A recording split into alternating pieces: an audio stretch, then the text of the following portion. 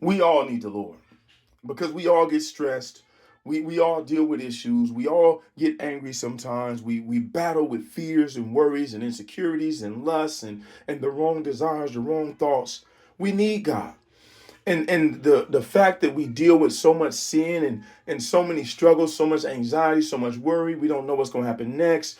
We feel like when one bad thing's happen, our whole life is falling apart.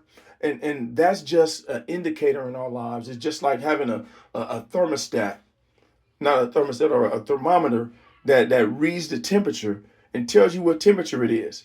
And sometimes the stress and the overwhelmed feeling and the worry in our lives arises because it's like a thermometer telling us the temperature is too high. It's too much going on. We need to get relief. We need the grace of God to be brought into our lives. And that's not going to happen if we're prideful and we act like we can handle everything ourselves. The Lord will say, okay, you got this. But if we're humble enough to say, you know what, Lord, I need you every step of the way. I need your grace. I need your intervention. I need you to move on my behalf.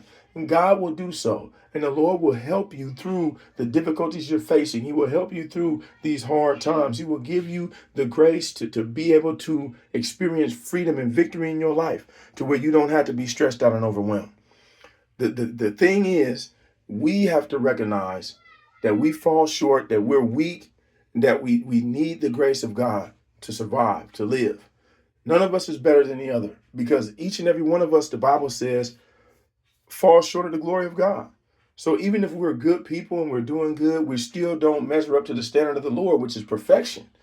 And so we can only measure up by the grace of God and by putting our trust in Jesus and by saying, you know what, Lord, I acknowledge my weaknesses and shortcomings and letting God make up the difference. Letting God pour his grace into your life because it's just like going to a doctor. If you don't have an issue or you don't have something that needs to be treated or dealt with, most likely you're not going to go to the doctor, right?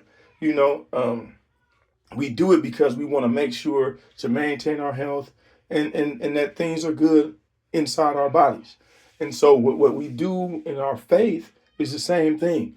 We go to God because we lack, because we know that we don't have sufficient strength. We don't have sufficient holiness. We know we don't have sufficient power to change certain things. So we go to God because his hand is the only hand powerful enough to move the mountains in our lives.